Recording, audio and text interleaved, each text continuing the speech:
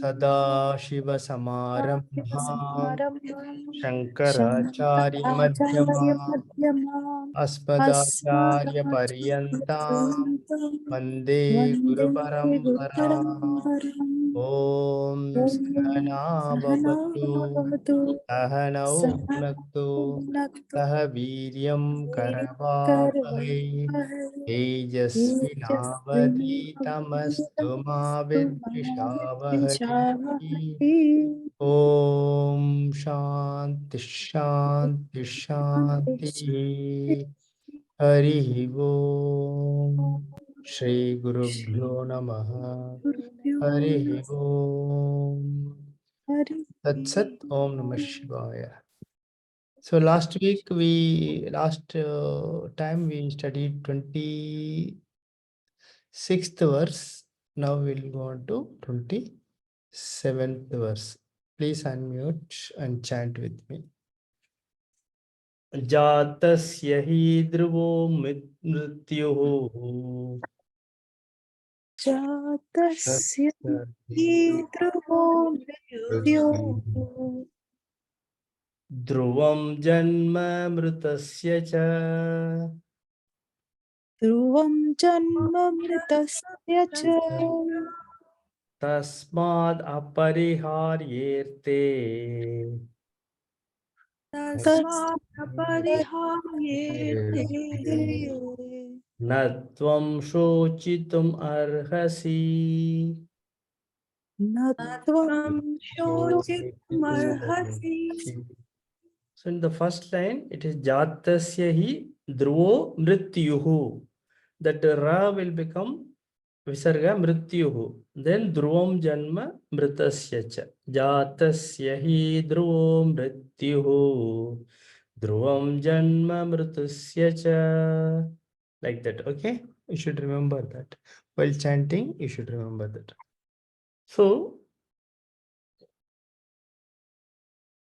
Bhagavan says, he continues to convince Arjuna in practical terms. Simple logic he is giving. For that which is born, death is certain. And for that which is dead, birth is certain. Therefore, you should not grieve over that cannot be altered. Which cannot be altered, for which you should not become sorrow or grieve over that. Now let us explain this.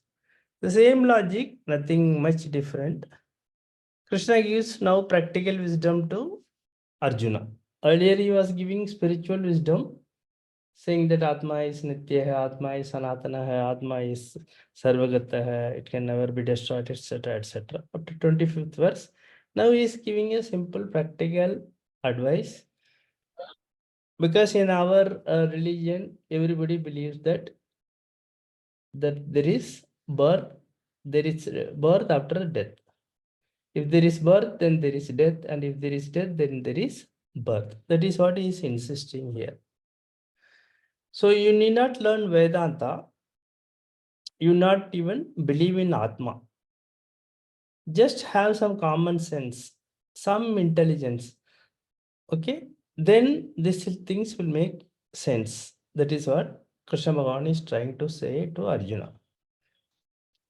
And what is this common sense or intelligence? Suppose Arjuna, you take that you are the body because you don't believe in eternal Atma. Suppose saying, considering a case that you may not believe in Atma, but still you have a body.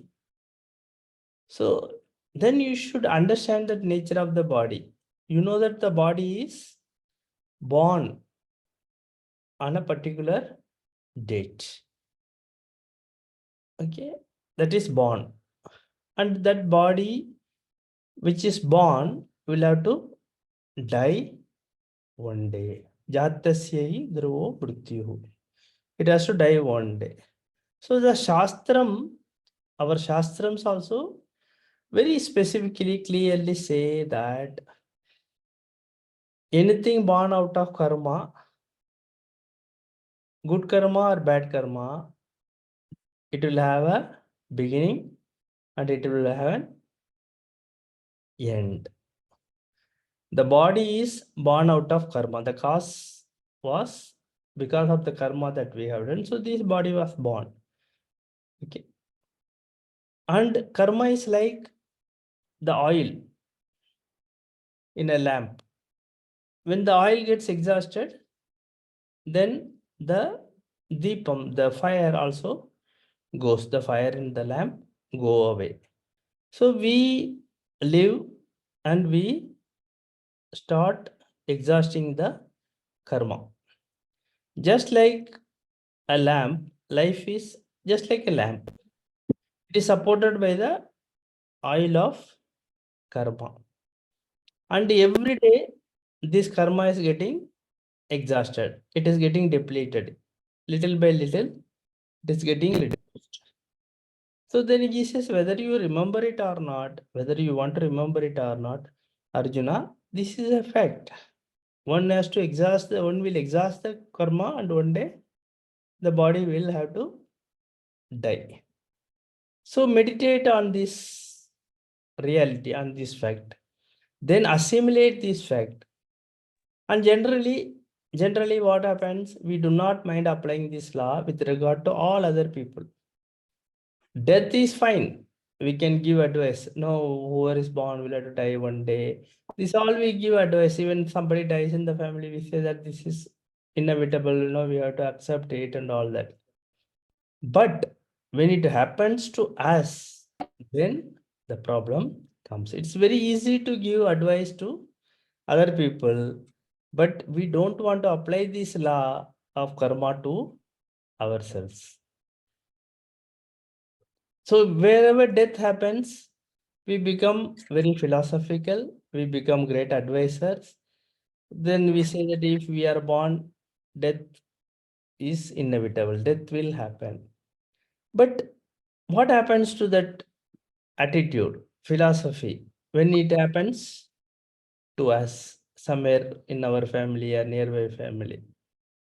So, which means that we have not assimilated that fact. It is very easy to say that yes, yeah, one day somebody is born, then they will have to die another day or someday. Fine. But have we assimilated, accepted? Have we meditated upon it? That death can come today, tomorrow, day after tomorrow, we don't know. But are we mentally prepared for that? Because something happens in the family, then everybody is devastated. There is hattar chaos. People go into depression, trauma. So many things happen, especially when things are unexpected. If it is a very old age, people fall sick and eventually die, then some expectation there. But there are cases, people get terminal illness, accidents, some incurable disease. There are so many things which happen. No, have we assimilated this? That we have to see. If we are disturbed, if we are not able to cope up, then we have not assimilated this fact.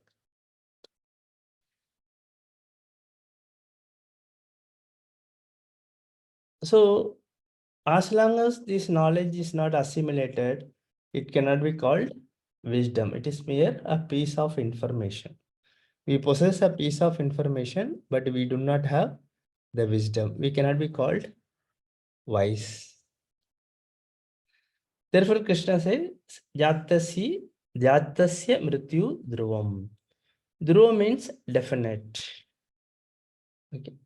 Dhruva means definite. If there is birth and there will be death. Even for avatars, Rama, Krishna, all the avatars, also, it has to end one day. If they take birth, whether it is Krishna, Lord Krishna, or Lord Rama, one day they will also have to die. That it is applicable even for avatars, Ishvara. So, death is never the end of a jiva. This is a very unique concept in our dharma, our religion. Other religions, what do they believe? Human life is the only life, and a person who dies will either go to permanent heaven, okay? People who follow the dharma, religion, do punyam and all that, they will go to heaven, and people who do not lead a dharmic life and accumulate papam, they go to permanent hell. This is a common belief in other religions. So rebirth is there certainly for a person who is dead. That is what is mentioned in by Shankaracharya, Punarapi Jananam, Punarapi Maranam cycle. Therefore, what is the first lesson one should learn in life? That is to accept life and death as an integral part of the physical jiva. It is an intrinsic part of our physical body.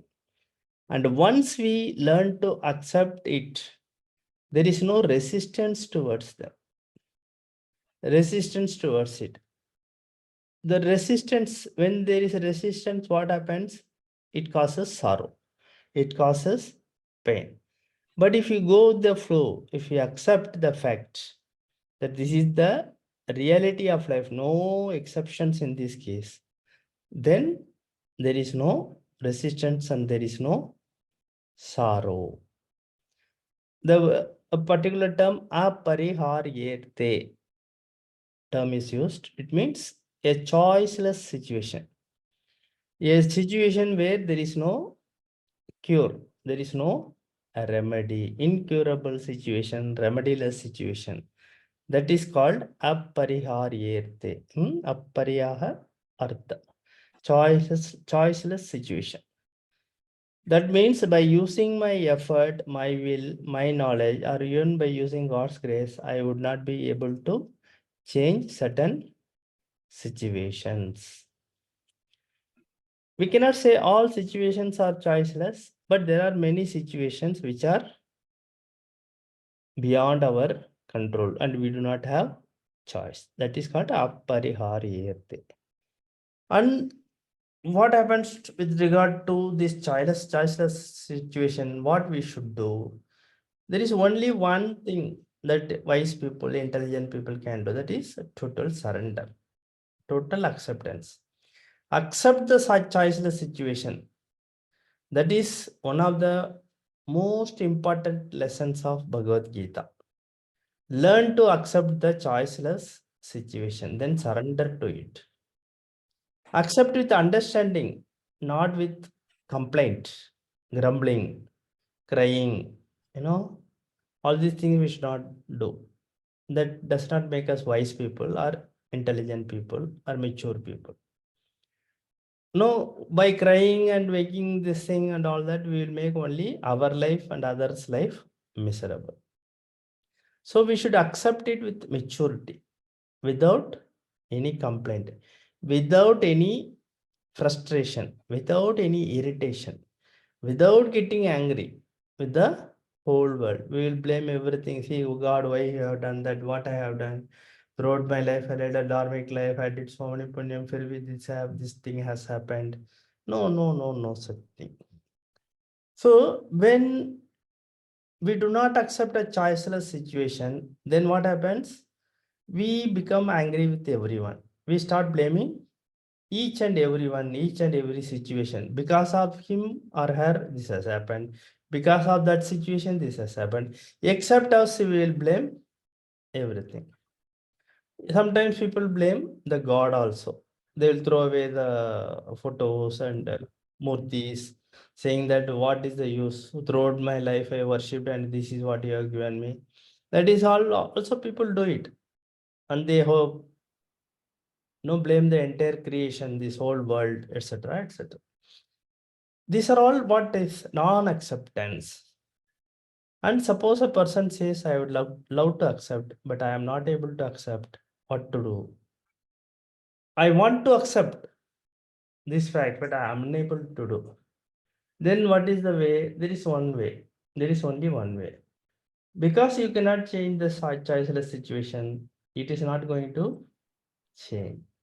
So if I am not prepared, there is only one way out, that is prepare ourselves for the inevitable. That is the only way. Then natvam sochitam arati. Then so you should not grieve. It is a practical example given to Arjuna by Krishna, and through Arjuna he is giving to us also.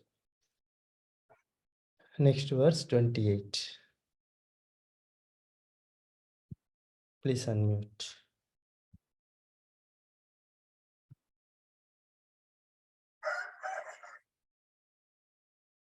Avyaktaadini bhutani अव्यक्तादीनि भूतानि व्यक्तमद्यानि भारत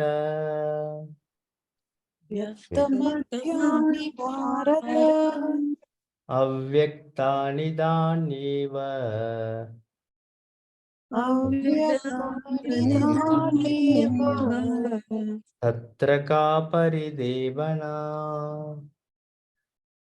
तत्र का परिदेवना. So avyaktadini bhutani vyaktamadhyani bharata avyakta nidananyeva tatra ka paridevana. Bharata, Krishna continues to address Arjuna. Bharata means Arjuna. All beings are unmanifest in the beginning, manifest in the middle, and again unmanifest in the end. What is there really to grieve about?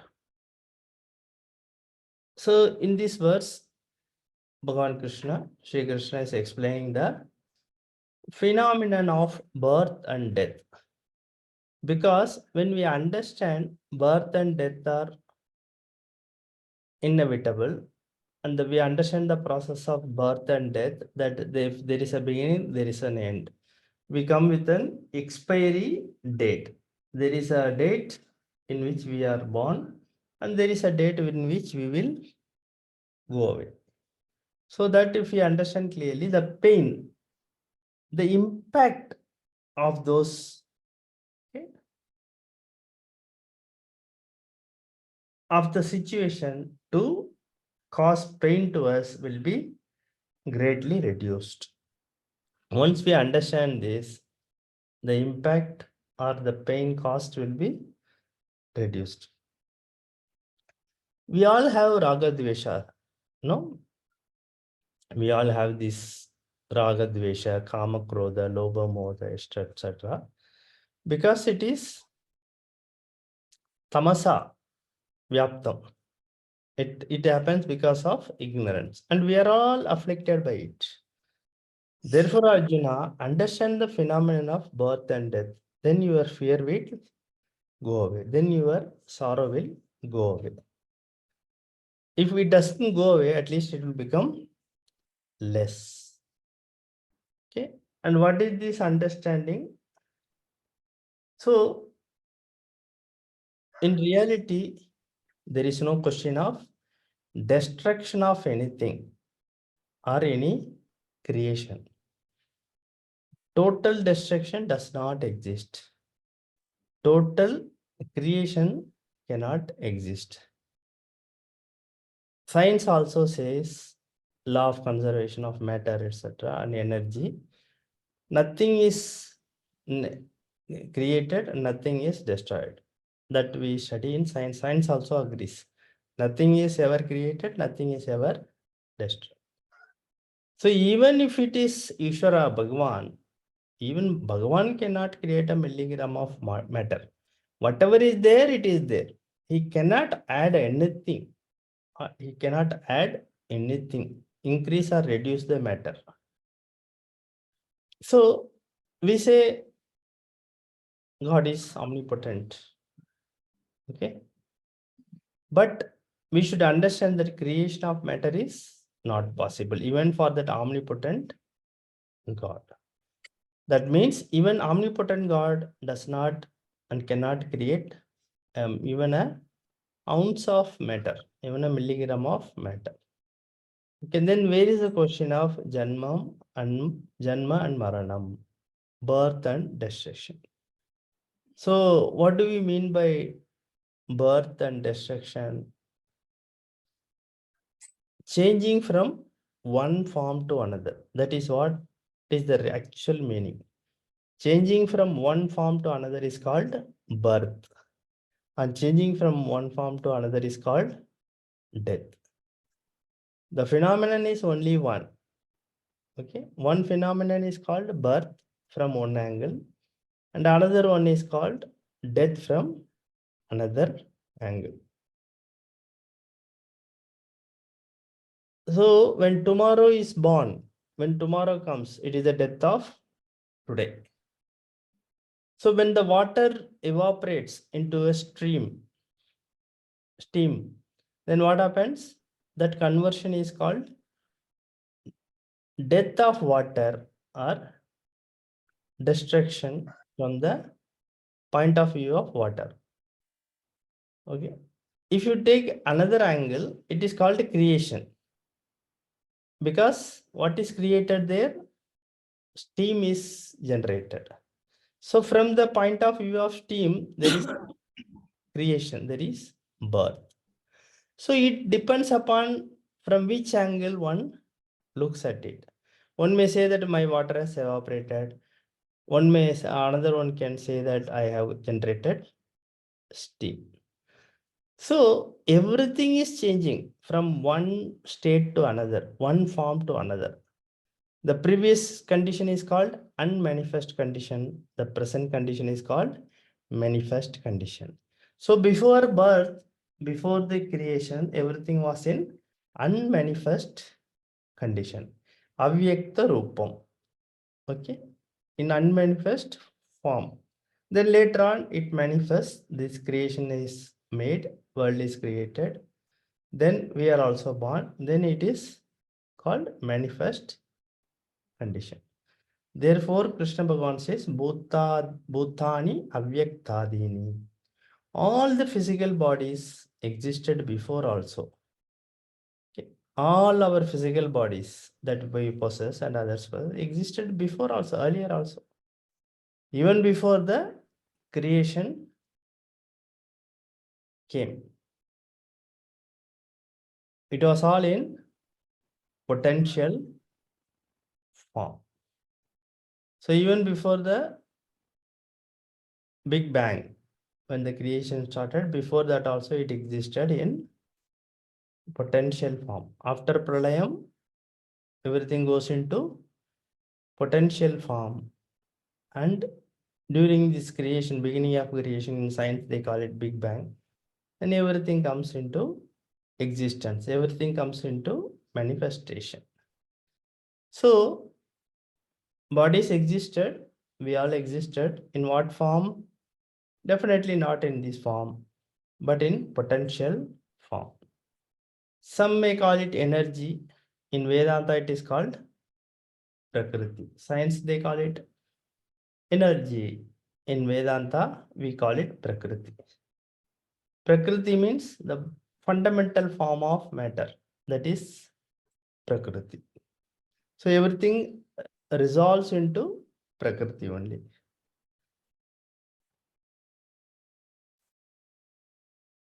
So all the energies, our bodies, other animals, other inert things, whatever it is, this creation, everything is converted into one basic single form, and that is called Prakriti in Vedanta. We also call it Avyaktam. Another term is Maya. Another term is Shakti. So we all existed before also, but in unmanifest form. So after due course of time, all those unmanifest matters, they have all condensed to form this physical body, which is in visible condition. So for few decades, years, 60, 70 years, 80 years, okay. One day, after this, so many years, this body will have to go back to the unmanifest, the invisible condition. During our lifetime, we are all in manifest condition. And after that, after prarabdha is over, this body will have to drop and we will go back to unmanifest condition, avyakta rupa. Vyakta to avyakta, avyakta to vyakta. So the conversion from unmanifest condition to manifest condition is called janma, birth. The conversion from manifest condition to unmanifest condition is called maranam, death. Okay. Just two words. One is janma and another is marana, death and birth. So it happens. These things happen, keep on happening. Manifest to unmanifest, unmanifest to manifest. But the same set of matter is always there. And therefore, Bhagavan says, Bhutani, which means all beings here representing the bodies, that is Sarira, Sharirani. Avyakta Adini, unmanifest before. Vyakta Madhyani, it is manifest in the middle. And Avyakta Nidanani, again it will become manifest. It was in Avyakta Rupam and it becomes Vyakta manifest, and again it goes back to unmanifest condition Avyakta. So this is what life is. So why then become sorrow? Tatra ka paridevana. What is the use of grieving or worrying or crying? Bhagavan says. That is the meaning of this verse. Any doubt in this? Yeah, Jerry, one question here. Yes. So in some other, I think not in this chapter, in some other, I think chapters, it is mentioned like based upon your punyam, you'll go to heaven, or that way also it is represented. Yes. So, does this mean like you are going to heaven in an unmanifested form? I'm No, just there checking. may be manifestation also. You may be born as Indra also. You may be born as one of the Devatas also. Okay. That is quite possible. But Okay. what is the problem? That is again limited. Mhm. So once the punyam is exhausted, one has to come back to earth to take birth again and go through the Okay. process again. Then what is the use? No, as if we are enjoying some holidays for some time, and again you'll have to come back and go through the samsara suffering, etc. So many prefer not to go to heaven. Heaven. Best Okay. way is to directly get mukti and finish it off. Yeah, Get it. just one more question on that, follow-up question on that. Say, let's say one person is going to heaven and that person is still doing good things, like say Ishara Pranidhata and all those things. So that I mean, there is still a chance for him to go to the final liberation, right? In heaven itself, instead In of heaven coming for. itself, yes, some people go to Brahma Loka where they are taught by Brahmaji, and that is called Okay. Krama Mukti. Their Okay. their mukti is obtained. That is Krama Mukti. That is called Krama Mukti. But again, it is a very longer route. Okay. But that's possible. That is quite possible. People go Okay. to Okay. Brahma Loka and taught none other than Brahmaji himself, and through that we get Mukti. That Liberation. also Okay. Yeah. happens, which is known as Krama Mukti. Okay. Okay. Thank you. Thank you. So verse number 29. Please unmute. This is in Trishtup Chanda, so the chanting style will change. Ascharyavat pashyati kaschideenam.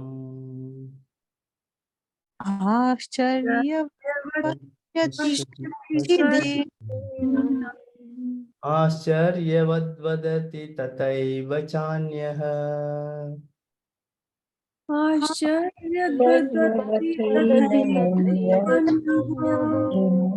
आश्चर्यवैचनमन्यः शृणोति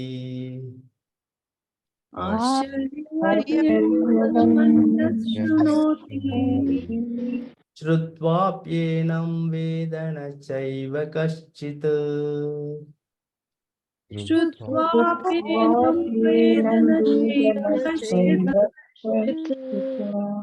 So Krishna Bhagavan continues his advice to Arjuna and says, one looks upon the self, Atma, as a wonder. Similarly, another speaks of it as a wonder, and another person hears it as a wonder. Still, another person, even after hearing about this Atma, does not understand it at all. So let us explain this shloka.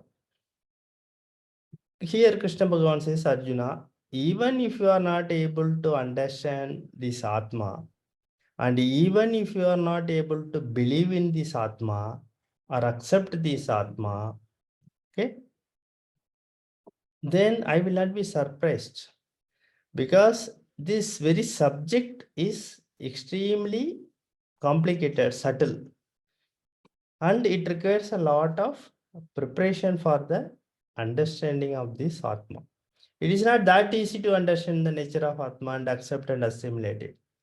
Therefore, he says Atma is a wonder, and Atma Jnanam is a greater wonder.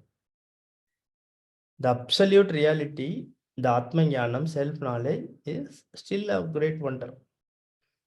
And this Atma Jnanam is beyond sense organs. And it is beyond the mind also. And it is supposed to be beyond all concepts. And therefore, Bhagavan says, the teaching itself is a wonder. So when Krishna Bhagavan describes, okay, so we should not think that Bhagavan is talking about some object in the creation. Okay. Looking for the Atma is the basic mistake that one commits. There is nothing to look for. Okay. When we look for something, then what happens? We are oriented towards particular object. Okay. In Sanskrit, this is known as paroksha buddhi. We look for some object to understand that. So objectification. So we are looking for an object, our mind is oriented towards it. So we imagine some mysterious Brahman, some mysterious Atma, some mysterious truth, and look for that mysterious thing that will happen in our meditation. We think that we will be sitting in meditation, there will be sudden flash, then everything will become clear. Enlightenment means there is a flash of light, then everything becomes clear.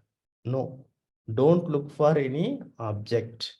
Don't search for Atma. So some people say that during meditation, I hear peculiar sounds, drum, bell. These things you hear. They say that I saw a hollow, I saw a bright ring, bright ball of fire, something like so many things they say. No flash. Then it appeared and immediately disappeared. Did I get enlightenment? Have I understood Atma? Okay. So all the time we expect something to happen. Okay. It may be either in the form of an event or in the form of an object. But whatever we experience is not Atma, because Atma is not an object. It is a very subject, because you are the Atma. What are you searching for? Okay, you are already Atma. Okay, you are already Atma, you are already Brahman, you are already a realized person. But unfortunately, we are ignorant about this fact. We do not know this. So in these verses, teaching started from 12th verse, Krishna Bhagavan has been talking about Atma Swarupam, the nature of Atma, that is a real self. Now, Also, he said that how Atma is different from Anatma. Anatma is our body, mind, sense complex. So Krishna Bhagavan differentiated Atma and Anatma because both exist together. We are all a mixture of Anatma and Atma. So it is very difficult to differentiate, but he explained how to differentiate.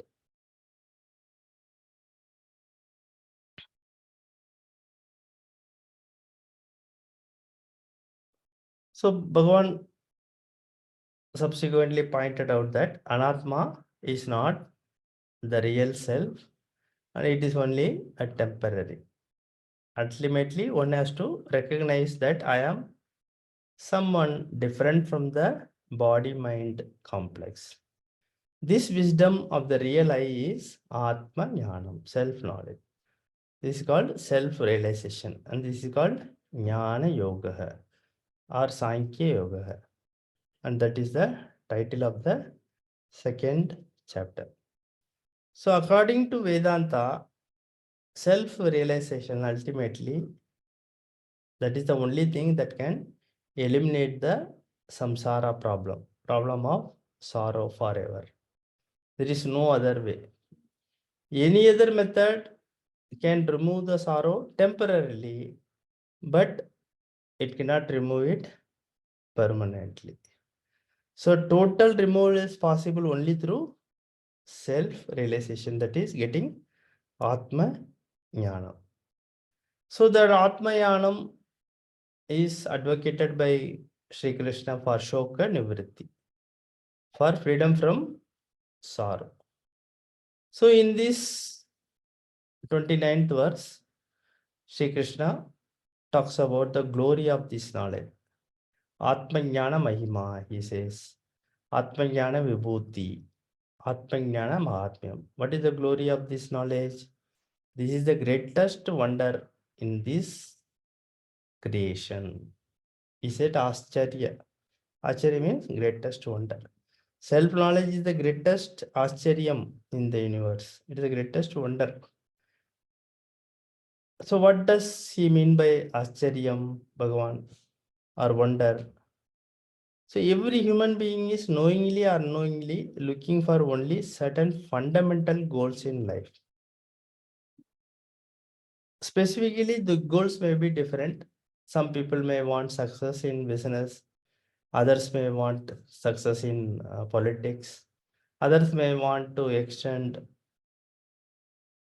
their family, accumulate huge wealth. No, goals are different. It appear to be so superficially different. Fundamentally, the goals are all same only. A sense of fulfillment in life. For some people, money fulfills. For some people, power fulfills. For some people, position fulfills. No, different goals, but fundamentally they're all same. It is all different types of expression.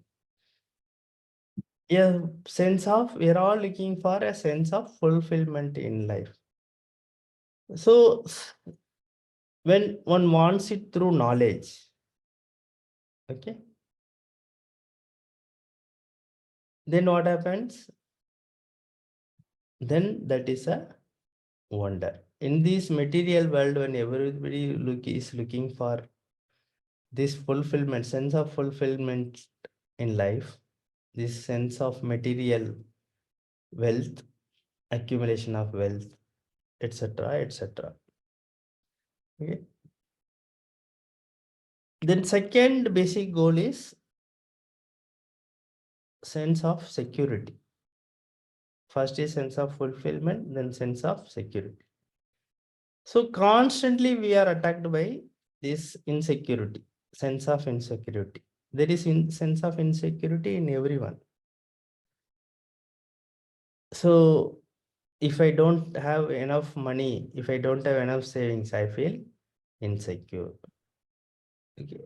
Then if I don't have relationship, if I don't have family, then I feel emotionally insecure. I am not happy. So again, we are insecure in so many things. That is why we do things to please others in order to keep them in our life. So fulfillment, security, happiness, these are the things, they are the basic goals that everyone pursues in our lives. And Vedanta says, in according to Vedanta, all the basic goals are represented by only one word. What is that? Atma or Brahman. So Brahman, Atma is another word for fulfillment. It is another word for security. It is another word for happiness. So, Acharya, one. yes, please. Based upon the earlier teaching, Artha Purishatra is the first priority, right? Which includes security as well, right? Yes, yes. So So, basically, the security comes in the Artha Purishatra, which is the primary thing for a person, right? yes, first we look for security. More than happiness, we look for security. So what Bhagavan says here, that we are all searching for security, we are all searching for fulfillment, we are all searching for happiness. But unfortunately, we are looking it at wrong places. We are pursuing the wrong goals. When Atman, when Brahman is complete in itself, it is Satchit Ananda Swarupam. It is security, it is happiness, it is fulfillment, but that we are not aware. Okay, instead of searching this Artha Kama, etc., etc., if we go for this Atma Jnanam or a Brahma Vidya, then all these things are there, already present. We are full of that only. We are Satchit Ananda Swarupam. But unfortunately, we are not aware of it. It is because of the ignorance.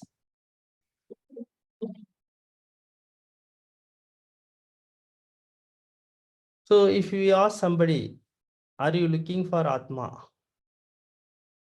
The person may say, no, I am not looking for Atma, but I am looking for fulfillment in life. I want security, I want fulfillment, I want happiness.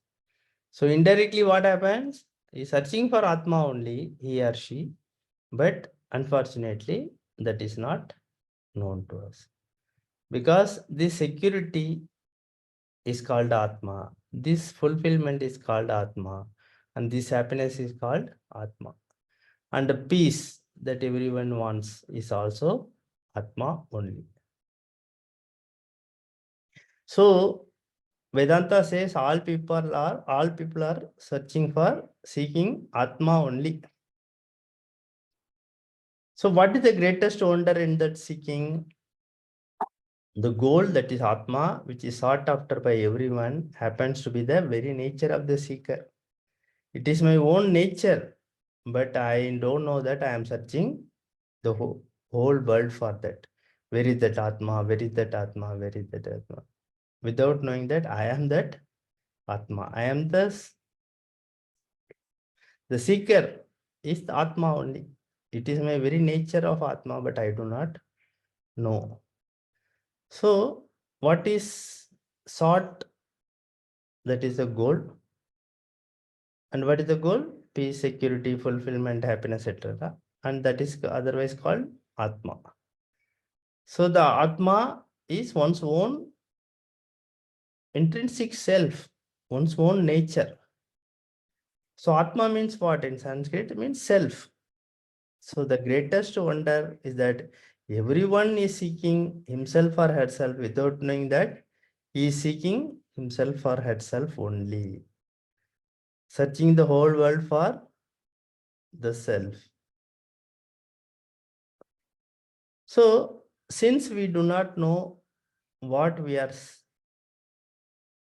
seeking, we go all over the world and search for it. Search of himself or search of herself. So one pursues various methods to search for this self. So when one realizes ultimately that what you are seeking is yourself only, that discovery becomes the greatest wonder. I have been looking for myself only. The whole life I have been searching for it. But the unfortunate thing is, for peace and security, we seek everywhere in the world except one place. That is ourselves. So right from birth, we have never even remotely thought that peace is in us, that I am Ananda Swarupam. Security is in me. I am Purnamada Purnamidam. I am complete in all respects. Okay. We never understand or visualize this, even in our wildest dream. So we search for happiness. In our childhood, we search it through chocolates, toys, biscuits, etc. Okay. Then we grow up. Then these toys, biscuits, chocolate, they lose their charm. Then we go after money, gold, relationships. Okay. We search, our priorities change, our goals change. So in childhood, we try to get it from the toys, from our parents, from the biscuits. In our adulthood, we try to get our this thing from happiness from wife or husband, children, grandchildren, etc., etc. But we never tried one thing, that is myself. I never tried myself. So Atma happens to be the greatest secret. Why it is a greatest secret? Because that is one which we will never search for. It is there very much. You are there very much, but you will never search yourselves. So unless and until we come to Vedanta, what we have thought, we have considered ourselves to be insecure. Okay. I am incomplete person. I am unpleasant person. I am very insecure person. So Vedanta helps us to remove all these misconceptions, and it teaches us that I am secure, I am complete, I am pleasant, I am happy, I am fulfillment itself. Okay. So in Mahabharata, there is an example given through Karna. You know that Karna is Kunti Putra, son of Kunti, and he is one of the Pandavas. Okay. Then Karna is a Pandava. He is a Kaunteya, son of Kunti Putra. But he never knew that. Okay. So he thought there was only Pancha Pandava Kunti Putra. And he was born in a very lowly class of that charioteer. Okay. And he thought that I belong to a lower class only. So one day that was revealed to him that he was the eldest of the Pandavas and he was son of Kunti Devi and Manasa Putra of sun. Manasa Putra got from the sun. So when he realizes that I am Kaunteya, I am a Pandava, what changes? Does he look for anywhere? No. Only that Jnanam that changed everything. He did not change. He did not look for anywhere else. No, he just realized that I am from a royal family. I am son of Kunti Devi.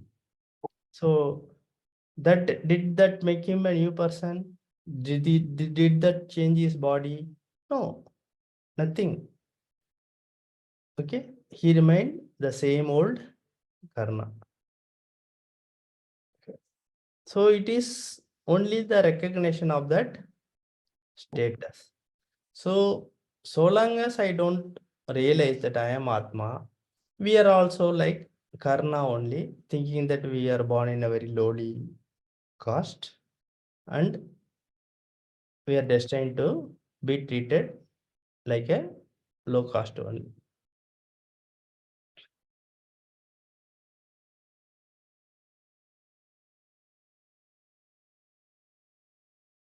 So Bhagavan says, this is all a greatest wonder. The one who listens to this fact, he also listens to us the greatest wonder. So listening to this teaching is a wonder. Seeing this fact is a wonder. Revealing this fact to another is wonder. So in the field of self-knowledge, everything is wonder only. That is the word Ascharyam used throughout the verse. The teacher, the guru who reveals this Atma is also a wonder. The Shishya disciple who receives the knowledge is also a wonder. And among all these wonders, what is the greatest wonder? Bhagavan says that after listening to the teaching for such a long time, some people do not understand it. That is the greatest of all wonders. Therefore, teacher is a wonder, knower is a wonder, and non-knower, the person who does not know it, the one who does not understand is the greatest wonder. So even after listening to many years, some people never understand. Years and years of teaching, whole life spent in teaching and learning, but still they don't understand. Because there is a mental block. The block is objectifying, looking for an object. Without realizing this, myself is the subject, and that subject is Atma. There is no object, there is nothing to look outwards. So we always want to see the Atma or experience Atma as an object only. Unless and until we realize it is not the object, it is a subject, very subject, it is my very Swarupam, we cannot understand Atma. So therefore what happens? One looks outside or one looks inside. So we think that Atma is either outside or inside. That is the biggest misconception. Understand that Atma is neither outside or neither inside me. Atma is neither outside nor inside me. It is me alone. It is me. It is nothing situated outside, nothing situated inside. So that is the meaning of this verse. Any doubt in this?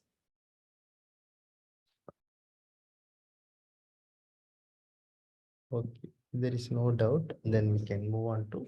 We have 5 more minutes. We can complete one verse. Verse number 30. Please unmute. We'll chant.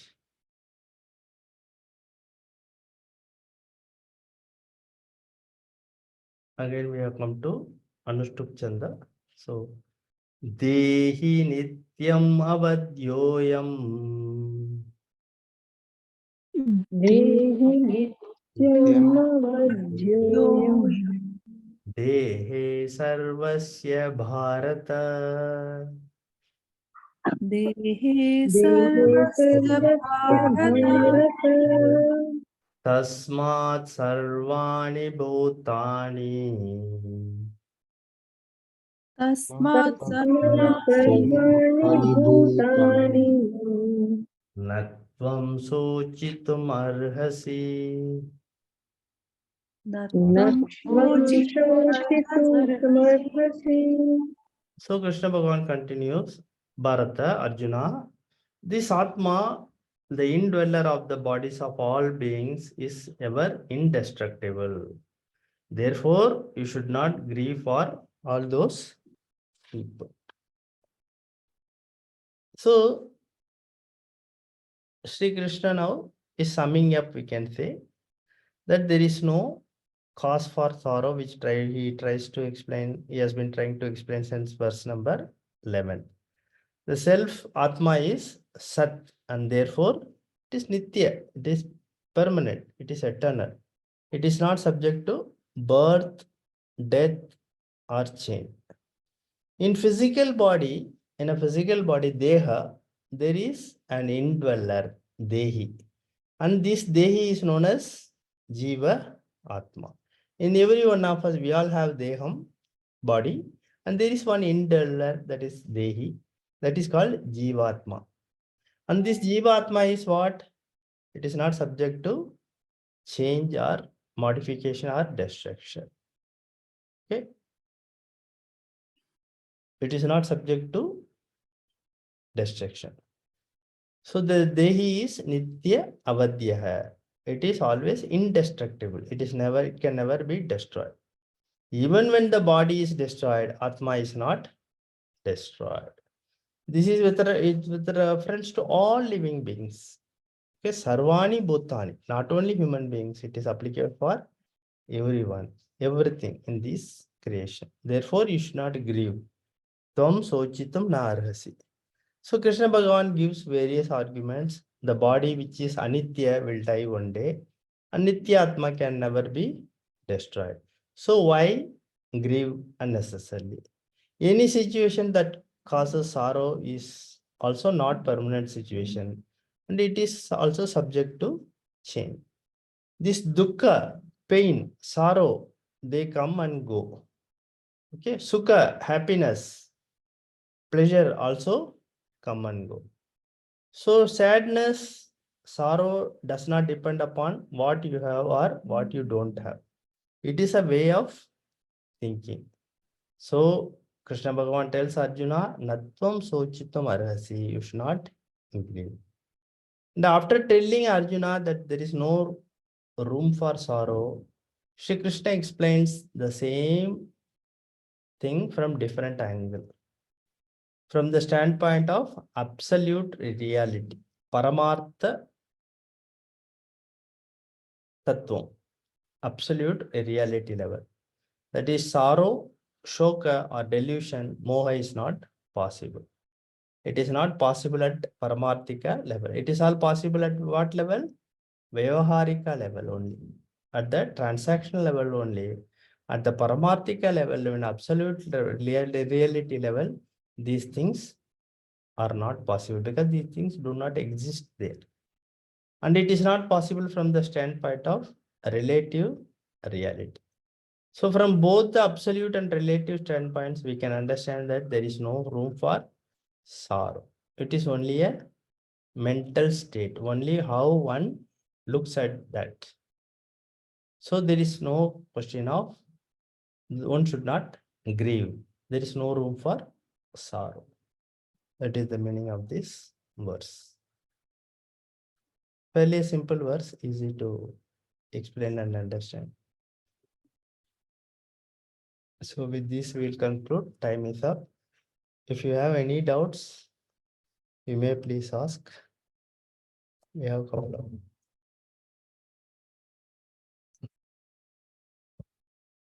Open. Thank you. Any doubt you have? Otherwise, we will say the final prayers and close. Okay, there is no question. Let us say the prayers. Om Sarve Bhavantu Sukhinah Sarve Santu Niramaya Sarve Bhadrani Pashyantu Ma Kaschid Dukhabhag Bhavet Asato Ma Sadgamaya Tamaso Ma Jyotirgamaya Mrityorma Amartangamaya Om Purnamad Purnamidam Purnat Purnamudachyate Purnasya Purnamadaya Purnamevavashishyate Om Shanti Shanti Shanti, Shanti, Hari Om Hari Om, Shri Gurubhyo Namaha Guru Brahma, Hari Om Hari Om. Om Tat Sat Om Namah Shivaya. Om Namah Shivaya. Shivaya. Thank you, Acharya ji. Thank you. Thank you, Acharya ji.